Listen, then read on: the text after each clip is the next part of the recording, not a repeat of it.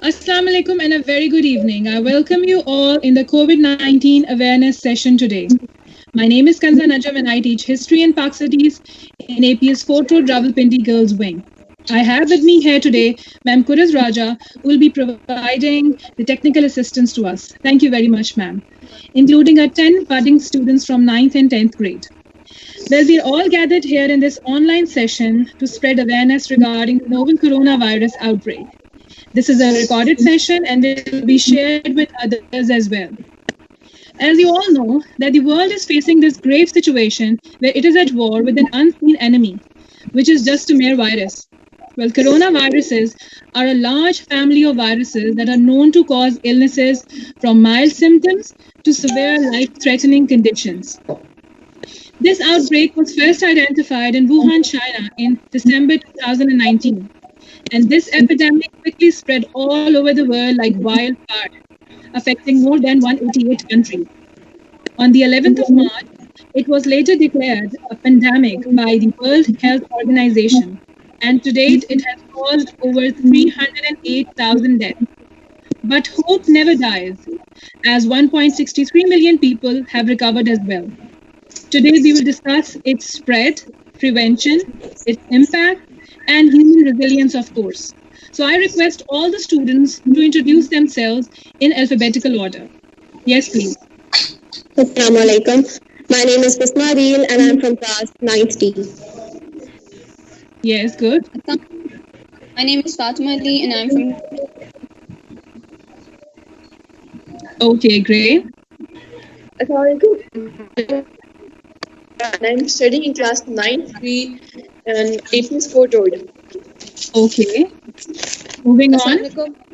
Assalamualaikum. My name is Mariam Ehsan and I'm studying in Fort Road and I'm in 10th grade.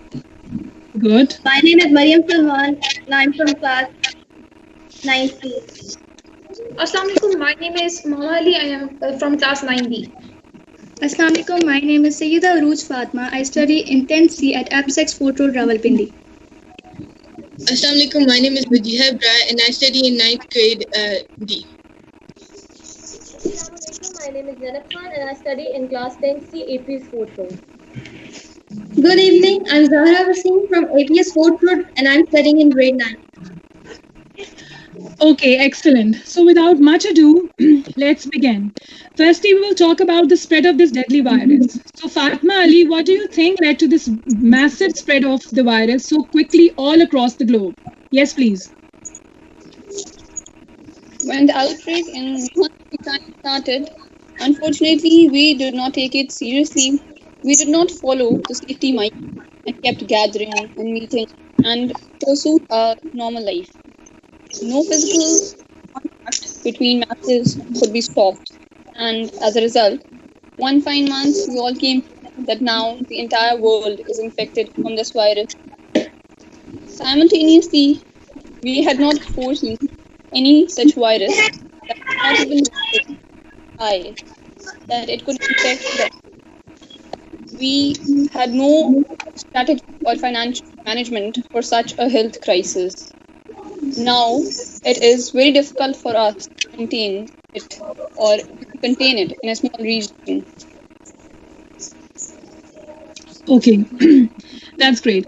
Now, Bisma Adil, would you please enlighten us about its mode of transmission? Would you please tell us how this virus is transmitted from one person to the other?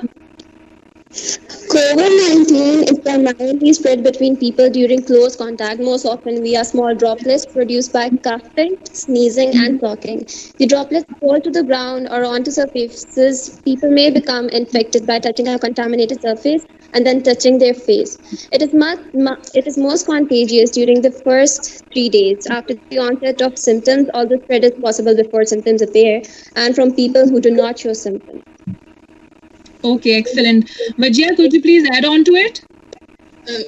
As Bisma explained, it is mainly spread from one person to another, but it can also be spread from one person who is in incubation period, which is the time in which the person is affected by the virus but does not show the symptoms. This person can emit aerosols, which are small droplets of water which float in the water for about 3 hours.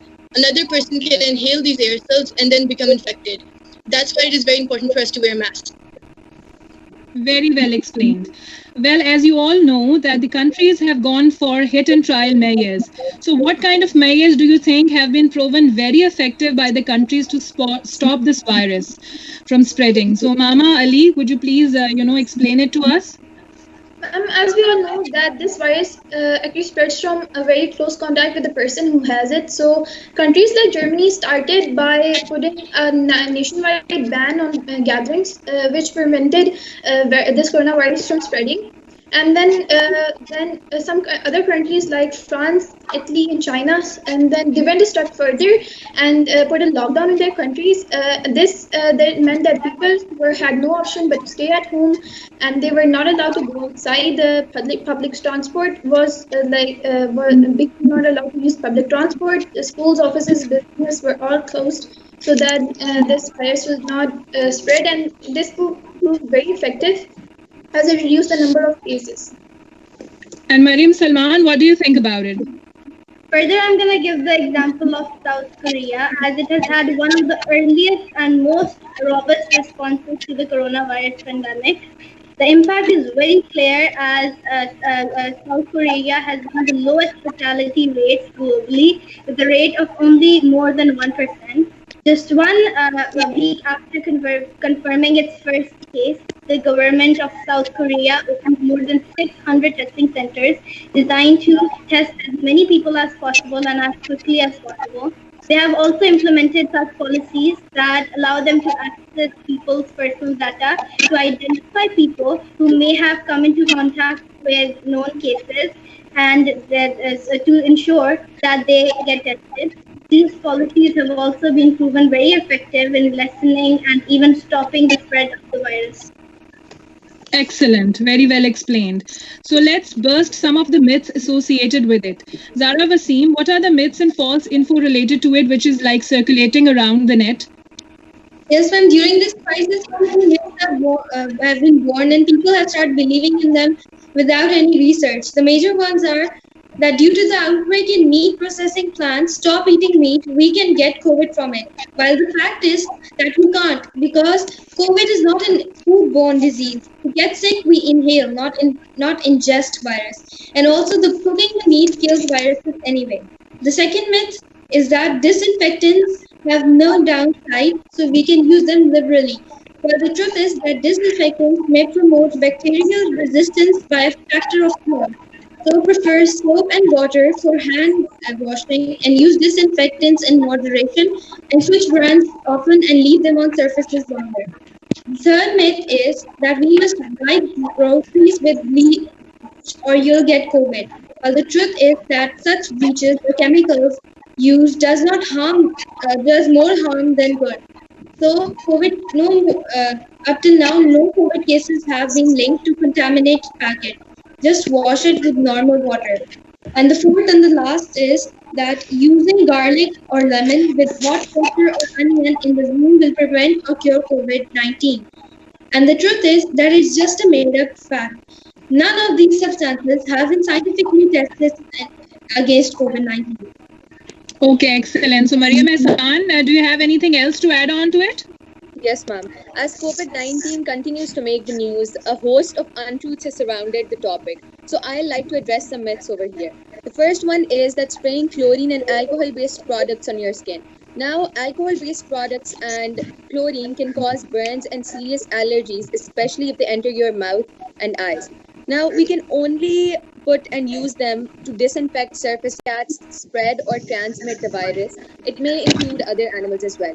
Now, the reality is that there's little evidence to suggest that COVID-19 can affect dogs and cats. Recently, a man in Louisiana claimed that his cat had COVID-19, but it did not show any symptoms, so it's not chemically proof. Now, the third myth is that thermal scanners can diagnose or detect COVID-19. The truth is that thermal scanners can detect whether or not someone has a fever, and they're not used for the detection of COVID-19. COVID-19 can only be detected by mouth or nose swabs, which you can take in a laboratory. So that's it. Excellent. That's really good. Now, let's talk about its prevention. So how can we prevent the virus from spreading? How can this chain be broken? So Vajra Ibrar, what do you suggest? Ma'am, while going out, we should always maintain a safe distance and try to wear masks. And if we are feeling sick, we should stay at home.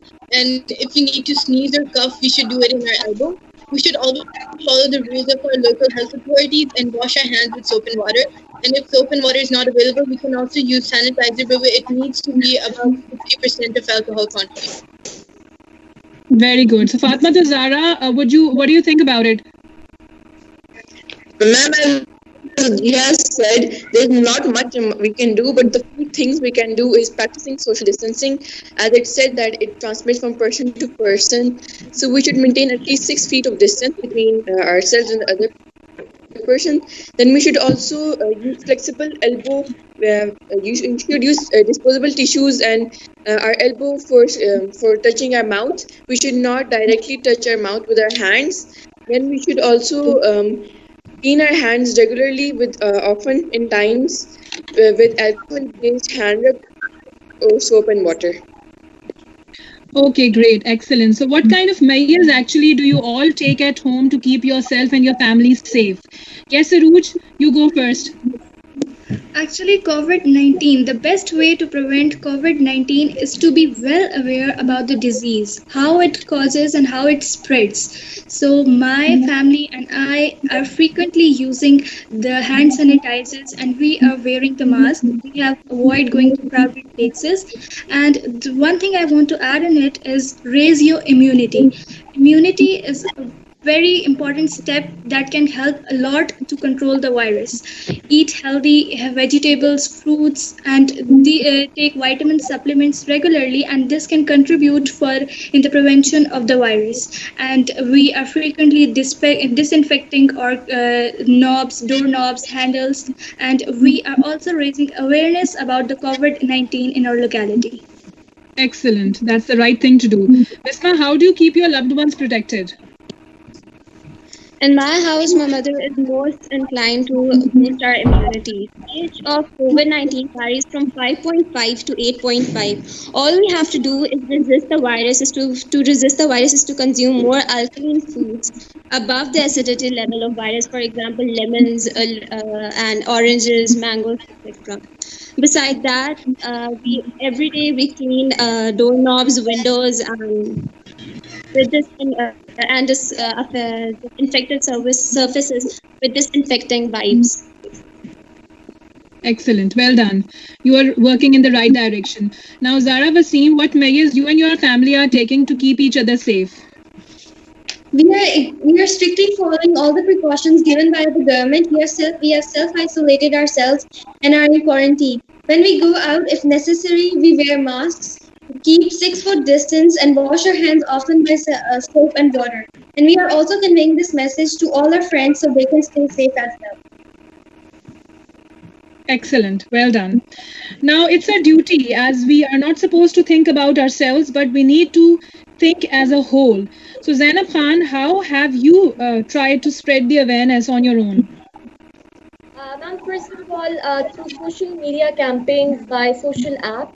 I'm also wearing my relatives on phone call. I have also made some handmade packages to distribute it among the people. It has hand sanitizers and masks. I am also encouraging my own family members not to go out. And I'm sharing social media messages and graphics from UNICEF and WHO on my WhatsApp and Instagram to make sure that my friends have correct and reliable information. Also, organizing remote or virtual activity to show solidarity, such as sing-alongs or playing musical instruments can be organized. And we can also make videos of our hobbies to enlighten the day of our friends. Excellent. That's a brilliant thing to do. And Mariam Salman, what part have you played in this war? Apart from sharing different posts from official pages of World Health Organization and UNICEF, I have also been advising my friends and family to follow these pages so that they can have the accurate information rather than having fake and erroneous information from unreliable sources. My family has also helped many poor people financially so that they can stay at home for at least 2 weeks. That is a very, very good thing to do. Now, as you know, that this virus has made the world go topsy-turvy with its grave impact on the globe. So, Mariam Ehsan, can you please pinpoint any one of the impact caused by this pandemic? We are all well aware that almost every sector of the world is affected by this virus, and the sector which has been the most badly affected is the economy sector. Now, more than 30 million people in the US have filed for unemployment benefits. All the oil prices have crashed, and the travel and tourism industry has been hit badly, and factories all around the globe have slowed down. Many advanced economies are expected to enter recession this year, and COVID 19 could basically cost the global economy $8.8 trillion. So that means that the economic crisis, that we are entering an economic crisis in the future that could affect us badly. Well done. So, Fatma Zara, could you please add on to it? Yes, ma'am. COVID-19, in my view, is a catastrophe that we never saw coming. If I have to pick a single domain affected by it, that would be economy. Because in my opinion, economy has been most affected by COVID-19 and has crippled a lot. The negative impact on economy not only affected every facet of life, but it retards the progress. To put perspective, let me tell you that the growth of economy is likely to shrink about 2.4%. We need to devise practical strategies to tackle the impact and maintain course of economic progress. Thank you. Well done. Zainab Khan, now I'm addressing you. What else do you think has been affected by this pandemic? I'm coming toward the social impacts in Pakistan. Our government and influences are not on the same page, which is causing restlessness in every sector. It has affected our educational systems worldwide, leading to the closure of universities and colleges. That has affected almost 1.5 billion students, which make up almost 87% of the enrolled learners. Mosques have been partially closed and people are spending quality time with families. Many countries have reported an increase of domestic violence, and personal gatherings have been almost finished due to stay-at-home orders, and such are replaced by teleconferencing. And many people fear pets due to the uncertainty of virus in them, whereas in Western areas, people are adopting more pets. Excellent. Fatma Ali, what do you think about it? How has the mental health and well-being has been affected with this? The mental health of many people is being suppressed. Intense social isolation, loneliness, health anxiety, stress, and an economic downturn are a perfect storm to harm people's mental health and well-being. It is inducing considerable degree of fear and worry in the population all over the world. In public mental health terms, the main psychological impact is elevated rates of stress and anxiety, but the Mayes impacts are introduced. It is considered that significant changes in our lives as our movements have been restricted are supporting the efforts to slow down the spread of virus, are giving birth to different kinds of phobias. The economic crashdown has badly affected the businessmen, creating fear of uncertainty and unpredictability among them.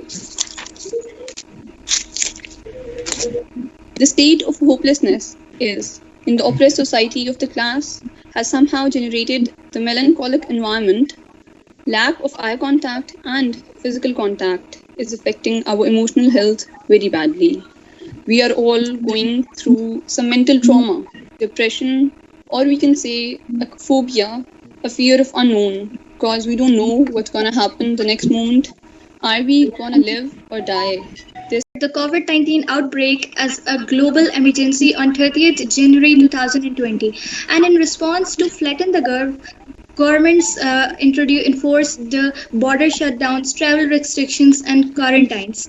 This has helped a lot and put the positive effects on the environment. According to NASA, has observed drop in air pollution due to reduction in nitrogen dioxide and carbon emission all over the world. UN World Meteorological Organization reported that largest recorded hole in the ozone layer over the Arctic is now closed. The Venus Mayor's Office clarified that there is an increase in water clarity due to the settling of sediments that was disrupted by the board activity. So sea turtles have also dared to lay their eggs on the beaches, just like the Bay of Bengal they once avoided because of the less human interference and light pollution. Researchers argue that reduced economic activity would help decrease global warming as well as air and marine pollution, allowing the environment to slowly flourish. Definitely, the environment is regenerating. Now, okay, finally, in these stressful and testing times, how do you stay focused, positive, and productive? So let's start with Bisma Adil. Bisma, what do you do to stay focused and productive in these times? As Fatma Ali said, it is easy to succumb to fear in the face of uncertainty and unpredictability. Yet experts insist there is still a room for a bit of optimism. We must utilize our time for doing something productive. Everyone makes stories, so it's better to pen them down and start novel writing. Besides this, that you can start do yoga for stress relieving purposes or become a multilingual person. That is a very good thing. Fatma Ali, what do you suggest? In my opinion, this is a perfect time to devote to self-development. We are all flawed. We have imperfections. So it is the right time to reflect and realize the wrongs and good things in ourselves, to practice and analyze ourselves so we can become a better person. Each passing day should be a new experience, a new way, a new day to make ourselves a better me, a better you. Definitely. We are going to come out of it in a very positive manner. Fatma Tuzdara, what do you have to say?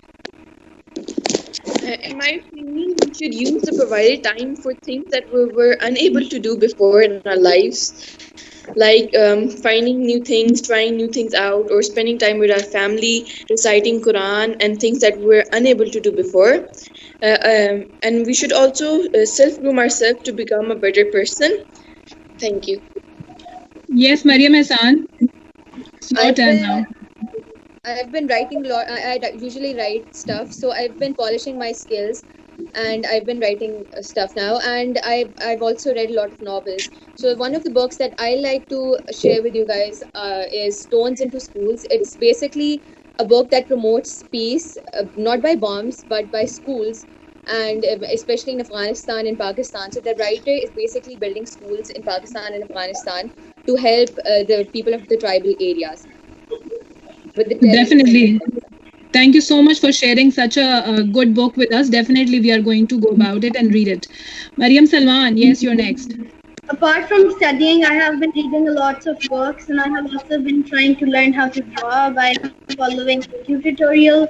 And I think I've gotten better at it than I was 2 months ago. And I've also been trying to stay organized by cleaning and cleaning my room and places around the house. That is good. So the artist in you has come to life, right? Yes. So you're helping your mother as well. That is excellent. Now, Mama Ali, what do you do? Well, for me, my family is the most important thing. So before this pandemic, I wasn't able to spend time with them. Now this coronavirus has actually provided me the opportunity to spend time with them. I've also started reading books, and that's helped my vocabulary a lot. That is very good. Book reading is a very good habit, and everybody should indulge in it. Yes, Aruj. What do you do? My advice, first of all, to all of you is that avoid media as you can, because media is already accused of a variety of negative role it plays. So stop taking much news about COVID-19.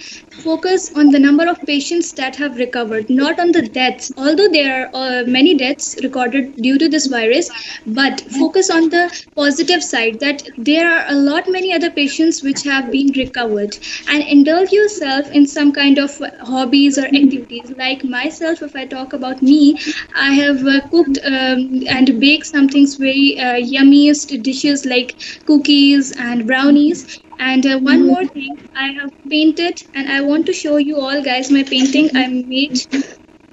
So this is a painting I made. Wow, that's very nice. COVID-19 to make me a little more optimistic outlook. So you can also do such things, and you can publish articles on the freelance site. There are many freelance sites that are offering, you can in your free time you can write an article and you can show to the world your opinions. What are your opinions? And you can help your neighbors who are in need. You can make short packages, you can give them masks, sanitizers, and can help a lot. This will make you optimistic and the others also optimistic. Thank you. Very well done and very good. Very well done. Okay, Vijay Brar, what are you doing?